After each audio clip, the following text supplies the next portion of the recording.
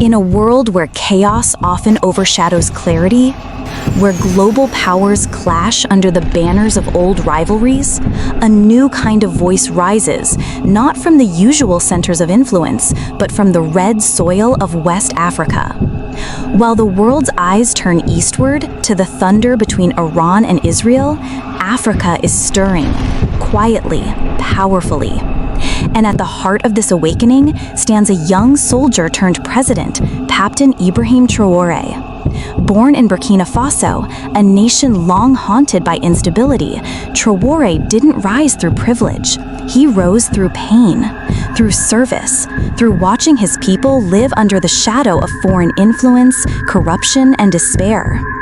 In a world shaped by foreign interests and endless resource grabs, Burkina Faso, like much of Africa, became a pawn. But in 2022, something changed. Captain Traoré led a coup that ousted the previous regime, not for personal gain, but for national revival. He promised security, sovereignty, a Burkina Faso for Burkina Bay.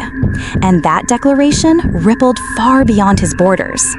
Now, imagine this. As Iran and Israel trade threats and missiles across the Middle East, the rest of the world watches, fearing global escalation. But beneath the surface of this conflict lies a bigger question. Who controls the narrative? And who benefits when smaller nations remain divided, distracted, or in disarray? While superpowers flex, Africa begins to ask, who owns our story? In the Sahel, leaders like Traoré are refusing to play along. He expelled French troops, broke off security ties that served foreign interests, and declared that African nations must chart their own destiny. This, in a geopolitical moment where the Iran-Israel war threatens to reshape global alliances, is a bold stand, a defiance of the old order.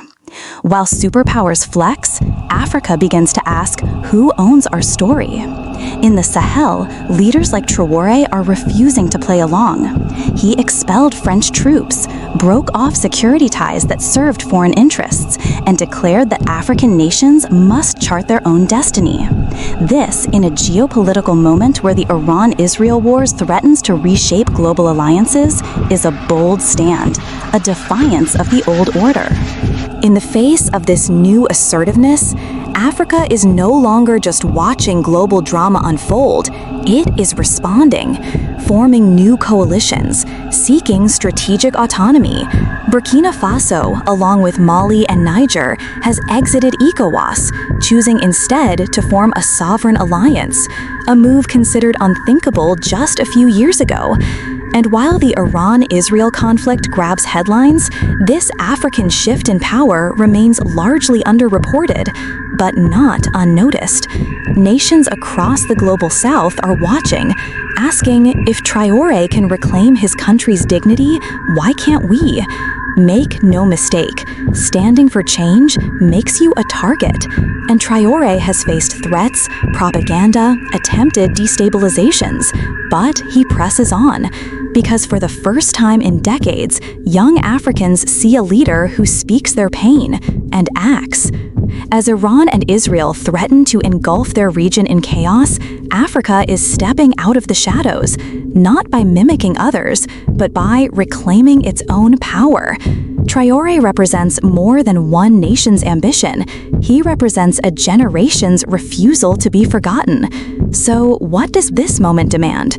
Courage, conviction, and leaders with vision, leaders like Ibrahim Traoré, who remind us that purpose-driven leadership isn't a luxury, it's a necessity. As the world shakes, Africa awakens, and the fire that burns in Ouagadougou may soon light the way for others. Because the struggle for sovereignty is not just Burkina Faso's, it is every nation's battle to stand, to rise, to reclaim its name. This is not just a story of one man, it's the story of a continent, a generation, a future, and it's only just begun. If you believe leadership should serve the people, subscribe. Join the movement. This is Power and Purpose, where stories of vision, courage, and destiny are told and remembered.